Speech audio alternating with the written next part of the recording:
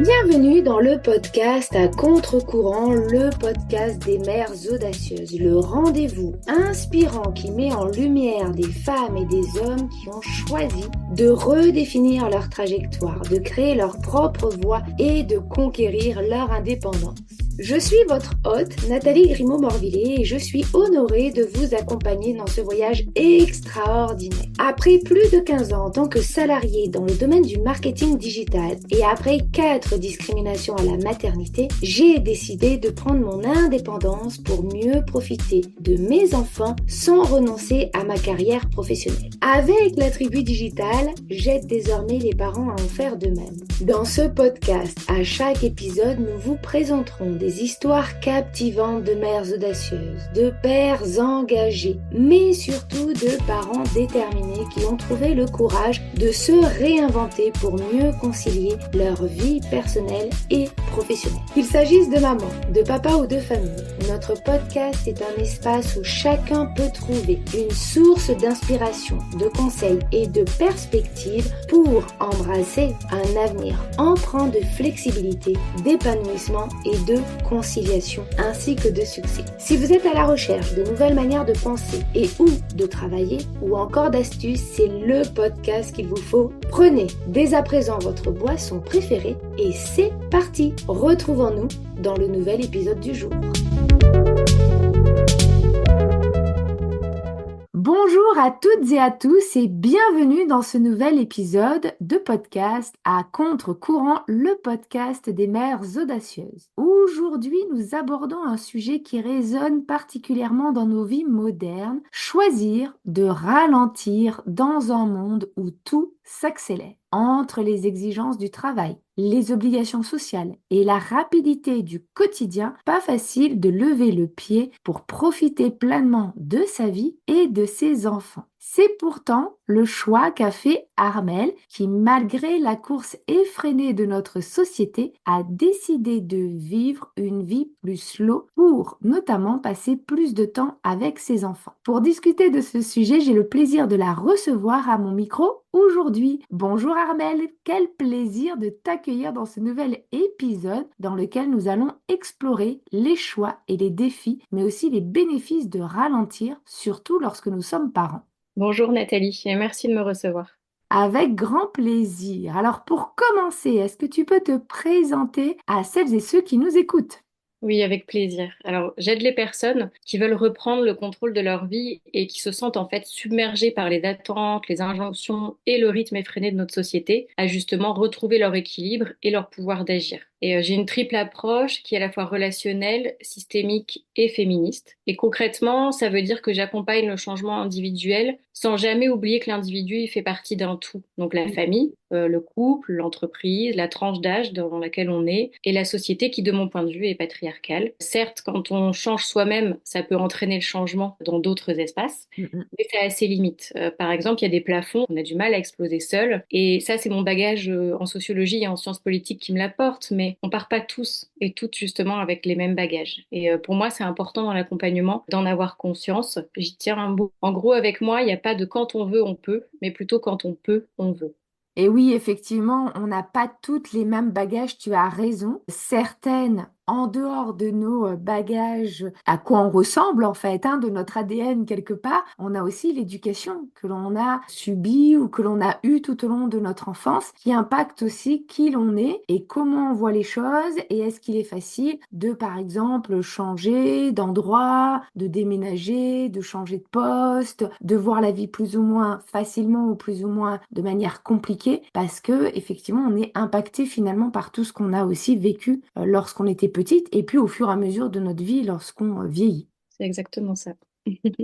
Depuis quand es-tu maman et combien d'enfants as-tu? Alors, je suis mère depuis plus de 7 ans maintenant, et c'est une sacrée expérience. C'est vraiment un mot auquel je tiens. Je trouve que c'est une expérience, en fait, que d'être parent. Et donc, j'ai 2 enfants, et ils et elles ont 7 ans et demi et 5 ans.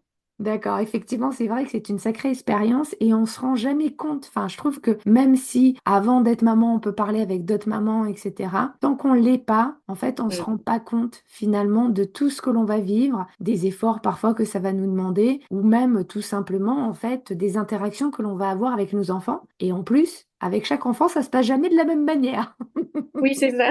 Et puis moi, je suis toujours étonnée à chaque fois de me dire, comme si j'oubliais un peu comment Oui. ça s'était passé et que finalement, je dois redécouvrir. Et une fois passé ce moment-là, c'est assez magique en fait. Tout à fait. Alors, est-ce que tu peux nous raconter comment nous nous sommes rencontrés? Oui, on s'est rencontrés dans le cadre de la formation donc des mamans digitales à l'époque. Je cherchais à me former aux réseaux sociaux et en fait j'avais été touchée par l'idée que ton équipe et toi développez et développent toujours qu'il est en fait possible d'être mère et entrepreneur à la fois. Et c'était vraiment mes débuts dans l'entrepreneuriat. Voilà, j'étais contente de me dire que j'allais être formée par des personnes qui avaient cette grille de lecture. Et effectivement, on a été ravis de t'accompagner. Si tu étais une femme à impact connu, qui serais-tu? Mais surtout, pourquoi? Alors, j'ai choisi de rester dans le domaine de la maternité et j'ai choisi de parler de Chantal Birman. Donc, c'est une sage-femme qui est engagée dans les luttes féministes pour le droit à l'avortement et surtout auprès des femmes en postpartum. Et je trouve Mhm. que c'est une période de nos vies de mère qui est assez mal prise en charge, la période du postpartum. Et donc, effectivement, je partage avec elle la défense du droit à l'avortement, mais surtout l'intérêt pour la prise en charge du postpartum, auquel je me suis formée récemment, puisque je trouve que c'est une période de grande vulnérabilité Mm. pour les mères, pour les femmes, et que dans le cadre de l'accompagnement, ça peut être important de l'avoir en tête, d'avoir des connaissances très pointues sur cette période-là. Et aussi, lorsqu'elle parlait de l'époque donc, où l'IVG était pratiquée malgré l'interdiction, elle disait, entre la vie et la mort, les femmes choisissent la liberté. Et cette phrase, au-delà de la question de l'IVG, elle résonne en moi parce que, en fait, entre les voies qu'on nous propose et les voies qu'on nous impose, je me dis qu'il y a certainement une autre voie et qu'en fait, c'est celle de la liberté. Voilà, et Mm. qu'on a ce truc-là de choisir, en fait, nous les femmes. C'est vrai, je suis tout à fait d'accord. Alors même en dehors finalement de l'IVG, où là on est dans un domaine très très spécifique, je trouve que on nous impose énormément au Mm. détriment de notre liberté. Et quand moi je parle avec des mamans qui ont peur de se reconvertir, je me rends Mm. compte que finalement l'argent, donc le salaire qu'elles ont en salarié, même si elles sont pas du tout à leur place, qu'elles sont épuisées, que ça se passe mal avec leur direction, finalement c'est un peu une drogue contre la liberté. Parce qu'on se dit, Mm. bah, je peux payer en fait mes factures, etc.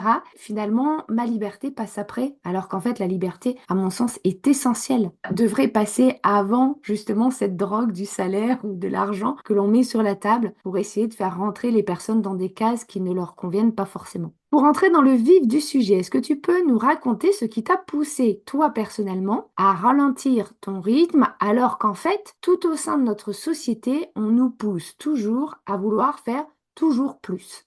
Disons que cette envie, ce besoin a toujours été là. Déjà d'une part parce que intellectuellement, je suis persuadée qu'on peut pas faire société si on doit passer notre vie au boulot ou est devant la télé le soir pour souffler parce qu'en fait on est crevé et qu'on a besoin de se changer les idées, de se vider l'esprit et qu'en fait on n'a pas le temps de nourrir les liens avec les personnes qui nous entourent. Et aussi parce que bon, concrètement, j'ai un peu grandi en mode décroissance dans une maison sans eau chaude, sans chauffage, avec des parents qui étaient artisans de gauche. Alors bon, voilà, quand même j'ai un peu une petite attention à ces sujets-là, mais assez concrètement, j'ai pris cette décision en 2018, un an après la naissance de mon premier enfant. Donc à ce moment-là, je suis mère, j'ai de l'endométriose, et ça clairement, ça a un impact sur mon organisation, et j'ai repris des études. À ce moment-là, je dois faire un stage, trouvant dans une grande asso nationale dédiée à la santé, et le cadre est important. La fiche de poste, elle propose un certain nombre de missions sur 3 jours. Mon fils, il vient d'entrer à la crèche, il a un tout petit peu moins d'un an. Concrètement, j'ai pas envie de l'y laisser beaucoup. Du coup, je négocie 2 jours et demi, parce que sincèrement, j'estime que je suis capable de réaliser les missions en 2 jours et demi. On me dit non.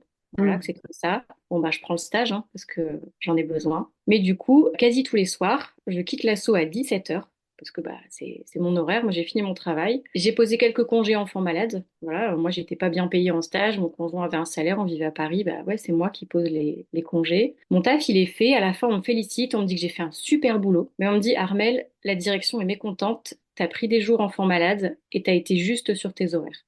Moi, je suis tombée de haut. Évidemment, bah, j'étais quand même plus jeune, j'ai essayé d'argumenter, j'ai expliqué que ma vision du travail, bah, c'était que voilà, à partir du moment où mon travail était fait, je pouvais partir, j'avais noué des liens avec mes collègues, enfin, c'est juste que voilà, je faisais pas 10 pauses par jour. Et la personne me dit oui, je sais, mais tu sais, si tu veux t'intégrer sur le marché du travail, il va falloir te faire violence. Et cette personne, elle était en burn-out. Et là, Et je me c'est suis elle qui te donne des conseils. c'est elle qui me donne des conseils, mais une grosse partie des membres de l'asso étaient en burn-out, n'allaient pas bien. Mm. Et là, je me dis, non, mais moi, il est hors de question que je me fasse violence. Je peux faire ma part dans cette société, pour cette société, sans y laisser ma santé. Et ça a vraiment été un moment déclencheur pour moi. Ouais, c'est vrai que j'ai plusieurs personnes dans mon entourage qui travaillent dans des assos et Mm, qui ont fini en burn-out ou qui sont en train de négocier leur départ parce que c'est une catastrophe, parce qu'on demande, en fait, on leur demande énormément, donc mm, énormément d'horaires, peu de personnes parce que c'est une association, etc. Et en plus, effectivement, des paiements très très faibles. Donc finalement, beaucoup d'investissement, beaucoup de travail, beaucoup de charges, de pression aussi. Et puis finalement, bon, bah, si c'est pas machin, ce sera bidule, hein, c'est pas grave. On remplace assez facilement et on joue un peu la carte des pions. mm. Et là, c'était une asso qui avait un très gros budget, qui était très structurée, presque comme une entreprise. Et c'est vrai que moi, à l'époque, je me suis dit, mais c'est pas possible, en fait. On peut pas à ce point. En plus, les congés enfants malades étaient prévus. Mm, mm. C'est-à-dire qu'ils sont prévus dans la convention, quand même, ça veut dire qu'on est censé pouvoir les utiliser. J'en ai pas utilisé de trop et j'ai rattrapé mon temps sur la pause. Enfin, j'ai vraiment. Puis mon travail était fait. Mm, Et donc, mm. se voir reprocher ça, là, je me suis dit non, en fait, ça va pas le faire. Ouais, je comprends tout à fait. Comment tu as procédé dans ce cheminement pour réorganiser ta vie et ton emploi du temps et pour avoir aussi plus de temps, notamment avec tes proches, ton mari, mais aussi tes enfants? Alors, pour commencer, j'ai choisi l'entrepreneuriat. Ça, du coup, ça a été effectivement mon premier pas. J'ai choisi aussi, du coup, de développer mes activités dans des cadres coopératifs avec d'autres entrepreneurs qui étaient aussi désireux et désireuses de ralentir globalement. Ça, Mm, du coup, mm. c'est assez aidant, en fait. Ça aide à se sentir moins seul. Puis après, du coup, ce qui est venu, c'était d'alléger l'emploi du temps. Oui. Alors forcément, au début, c'est pas simple. Parce que j'avais vite fait de compenser en bossant le soir ou pendant les activités des enfants. Bon, après, il fallait le faire aussi à l'époque. C'était un démarrage d'activité. Donc voilà, je suis assez OK avec ça. Mais maintenant, je le fais plus. Concrètement, je bosse 4 jours par semaine et je fais en sorte que tout rentre. Et du coup, bah, concrètement, ça veut dire que je dois me focaliser sur ce que je sais faire. Donc ça demande aussi de se connaître dans sa manière de travailler. Parce que du coup, moi, si je fais sans plaisir, j'ai du mal à bosser. Donc voilà, autant que j'aille vers des tâches où je prends du plaisir. Donc du coup, en fait, finalement, bah, là, je peux rechercher l'efficacité. Voilà. Je peux pas, j'ai pas besoin d'être productive et donc de faire de la quantité. Mais du coup, je regarde davantage à comment j'utilise mon temps. Je suis plus efficace finalement. Voilà. Oui, tout à fait. Ça Mm. change en fait de paradigme. On passe de la productivité à l'efficacité. Et là, c'est quand même quelque chose d'assez différent. Et après, le reste du temps, moi, je le dédie en fait à mes proches, à moi. Et ça, c'est important, je trouve, avoir du temps pour soi, à mon projet d'écriture. Bon, en ce moment, j'ai un peu de mal à le nourrir, ce projet-là. J'en parle un peu plus tard, mais voilà, il faut composer en fait. Voilà, mais c'est un peu comme ça que j'ai commencé ce chemin. Et puis, je dirais que ralentir, ça ne concerne pas que la vie professionnelle. Il y a aussi le côté perso. Mhm.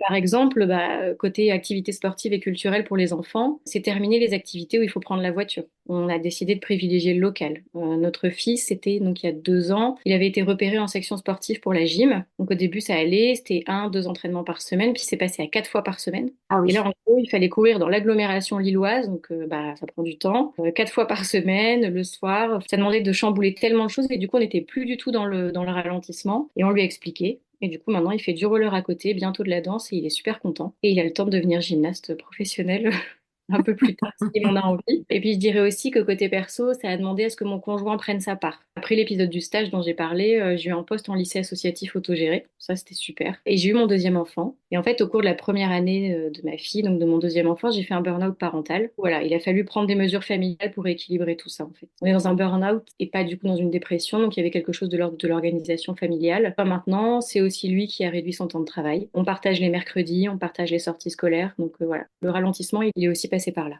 Ouais, donc toi, t'as ralenti, mais ton mari aussi. Et Ouais. puis finalement, c'est ce que vous inculquez aussi à vos enfants. Pas besoin de faire des tonnes, d'aller à droite, à gauche, etc. On peut choisir des choses qui sont plus proches, peut-être moins d'activités aussi, et pas être toujours dans la surenchère de toujours plus pour occuper les enfants, etc., etc. C'est ça, exactement. Bon, nous en avons parlé en préparant cette interview, mais ralentir, ça signifie aussi dire non à certaines opportunités ou responsabilités professionnelles. Qu'est-ce que tu peux nous partager sur ce sujet? Jusqu'ici, je coupais la plupart de mes journées à 16 heures. Concrètement, ça veut dire que tu loupes des rendez-vous. Hmm.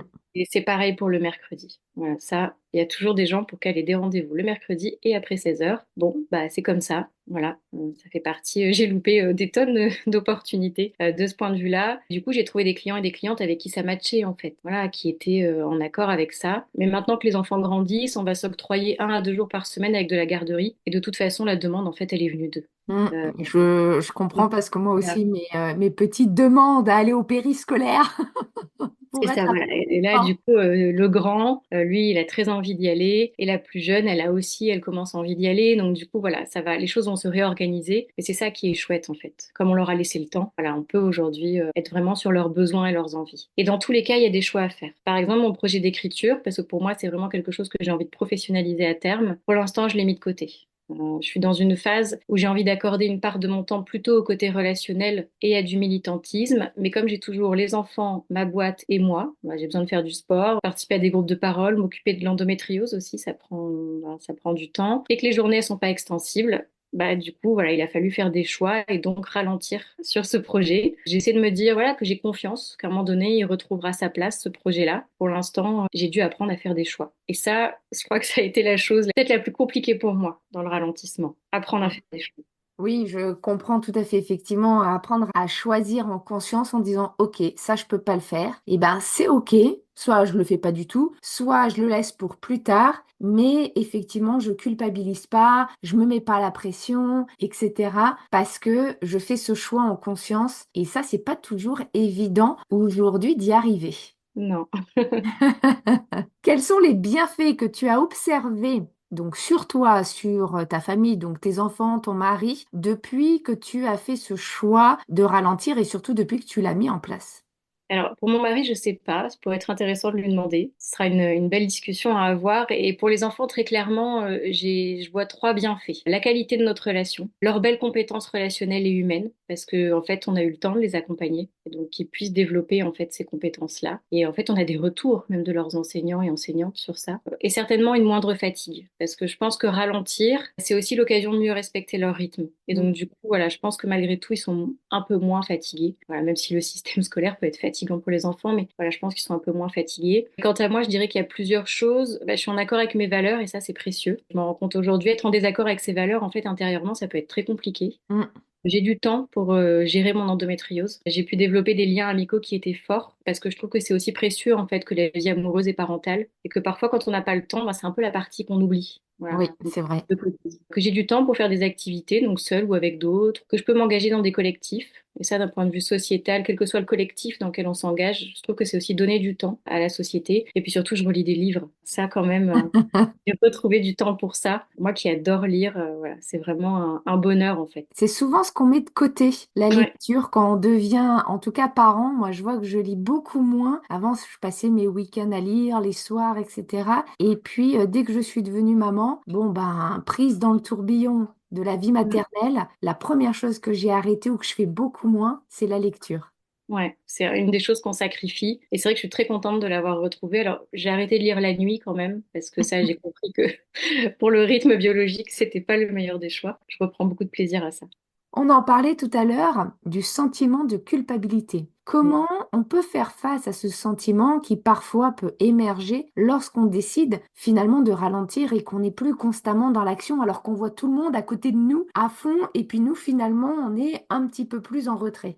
Bah, c'est assez drôle parce que j'ai l'impression de jamais avoir été très speed et pourtant ce sentiment de culpabilité, je l'ai eu dans ces choix-là. Je me disais, mais je vais être une asociale si je m'intègre pas, si je ne fais pas comme les autres, et puis je vais pas gagner ma vie, et puis quelle vie je vais offrir à mes enfants, ils et elles seront pas comme les autres. Bon, en fait, tout va bien. Ouf. Et puis chez moi, il y avait une autre injonction aussi, et ça, c'est assez particulier, c'était celle d'être imparfaite dans le ralentissement. Par Ok. exemple, un truc tout con, c'est que on n'a pas maintenu de potager chez nous, alors on a essayé d'avoir un potager, et moi, je me mettais la pression, pendant un temps, je me mettais la pression parce qu'on faisait pas ça. Je me suis même mis la pression à un moment donné parce qu'on partait pas en vacances en vélo. Et ça, pour moi, en fait, ça représentait le Graal d'une vie lente. Moi, D'accord. j'avais un peu cette double injonction qui venait, c'est-à-dire d'un côté ralentir dans cette société, ça allait être compliqué, et en même temps, si je ralentissais, il fallait que je sois parfaite. Et du coup, il a fallu en fait que je travaille sur ça parce que sinon, c'est pas tenable. Et en gros, pour atténuer ce sentiment de culpabilité, bon, en fait, on peut travailler sur les injonctions qu'on a intégrées. Parce qu'en fait, peu importe, qu'elles soient familiales, sociétales, elles sont là et elles sont puissantes. Peu importe d'où elles viennent, elles sont là. On peut travailler sur notre système de valeurs et de croyances, là, on en parlait tout à l'heure, qu'on a construit depuis l'enfance et qui, en fait, parfois nous empêchent de faire des choix qui nous ressemblent pleinement. Mm. Et puis sinon, je dirais commencer, en fait, petit à petit, pas à pas. Justement, se forcer à se dire, plutôt que de tout changer de manière radicale, j'intègre des petites choses. Voilà. Se forcer, parce que parfois on fait dur, se dire, voilà, je fais pas à pas. Oui, finalement, c'est peut-être pas inné, même si on l'a acquis plutôt que c'est de l'inné, mais c'est peut-être pas inné parce que on a été dans cette construction aussi. On en parlait de l'enfance, de l'adolescence, de notre jeune vie adulte où il fallait toujours faire plus, plus vite, mieux, etc. Et donc là, finalement, on revient sur tout ce qui a été ancré en nous de manière, comme tu le disais, assez forte. Et c'est ça, il faut réapprendre. Et du coup, dans ces moments-là, il faut réellement être bon ou bonne avec soi et être gentil et se dire, OK, je suis en train de réapprendre quelque chose, en fait. Mm. Et se donner le droit à l'erreur. Oui, je pense que ça, c'est important aussi. Bon, quelles sont les plus grandes leçons que tu as apprises sur ce chemin du slow et que tu partages avec les personnes peut-être que tu accompagnes sur ce chemin? Et quels seraient les conseils que tu peux nous partager pour les personnes qui auraient des difficultés à sortir de la spirale du toujours plus vite, toujours plus occupé, etc. En termes de leçons que j'ai apprises, j'ai appris qu'être gentil, doux ou compréhensive et compréhensive avec soi-même, c'était clairement une des clés pour emprunter ce chemin du changement. Tous les chemins du changement en général, mais celui-là en particulier, parce que l'idée, c'est vraiment pas de s'ajouter une nouvelle injonction, Mm. c'est d'emprunter une voie qu'on a désirée. Donc si on doit s'ajouter une nouvelle injonction, en fait, on s'en sort pas. Voilà. C'est Et on clair. reste dans ce cercle vicieux. J'ai aussi appris qu'il y avait clairement 10 000 manières d'être slow, mais que globalement, le respect du vivant dans sa globalité était au cœur de la démarche. Donc ça, c'est aussi une des grandes leçons que j'ai retirées de ce chemin. Et puis, j'en tire une autre leçon qui est plus générale, c'est que de mon point de vue, il est urgent de ralentir. Je crois Mm. pas qu'on puisse toutes et tous continuer à profiter de cette terre, d'une présence qui pour moi est quand même relativement courte en fait, si on doit s'esquinter physiquement et psychiquement. Je ressens en fait une espèce d'urgence à ralentir parce que ralentir c'est aussi partager. Et là j'ai ce sentiment qu'on a cruellement besoin de remettre cette notion de partage au cœur de nos vies. Et pour moi on peut pas partager si on ralentit pas. Si on a la tête dans le guidon tout le temps et qu'on regarde pas ce qui se passe autour, qu'on n'a pas le temps, on peut pas partager. Et du coup comment faire? Quels conseils je pourrais donner?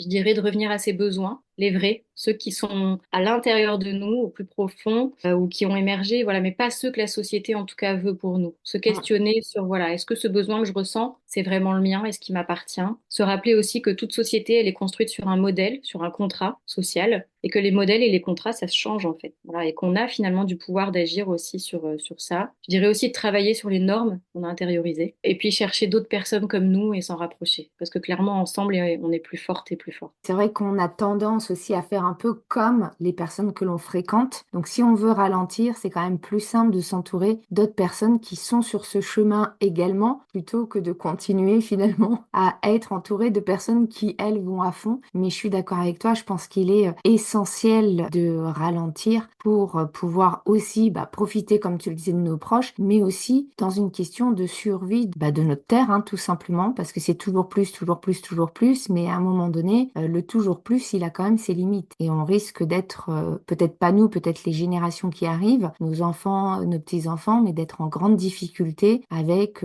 plus du tout rien produit par cette terre, ou en tout cas plus suffisamment. Non, c'est ça, et c'est à la fois pour nous, mais aussi pour le vivant, en fait. Mm. De mon point de vue, vivre ensemble, c'est aussi vivre avec le vivant qui nous entoure. Et je trouve que le ralentissement permet aussi, comme tu le dis, de penser cette question-là et de se projeter pour l'avenir, effectivement, où nous, on sera plus là, mais nos enfants seront là. Exactement. Alors, merci beaucoup en tout cas pour ce partage. Pour finir, est-ce que tu peux nous partager ta plus grande réussite ou un moment particulier en lien avec le sujet du jour? Ce dont je suis fière, et c'est en lien avec ce projet de vie de ralentissement, c'est clairement de montrer en fait à mes enfants, qui sont des futurs adultes, et les décideurs et les décideuses de cette société, en fait, très clairement, car notre monde est possible et qu'en fait, il est possible de faire des choix à contre-courant et que tout va bien se passer. C'est vraiment ce dont je suis le plus fière aujourd'hui. Ouais, je te comprends totalement. Effectivement, montrer à nos enfants qu'on peut être différent ou faire des choix différents de ce qui nous est imposé par la société et qu'effectivement tout va bien se passer, on va pas se retrouver sous les ponts ou je ne sais quoi, c'est essentiel pour leur donner aussi la possibilité de choisir et non pas de subir. Tout à fait.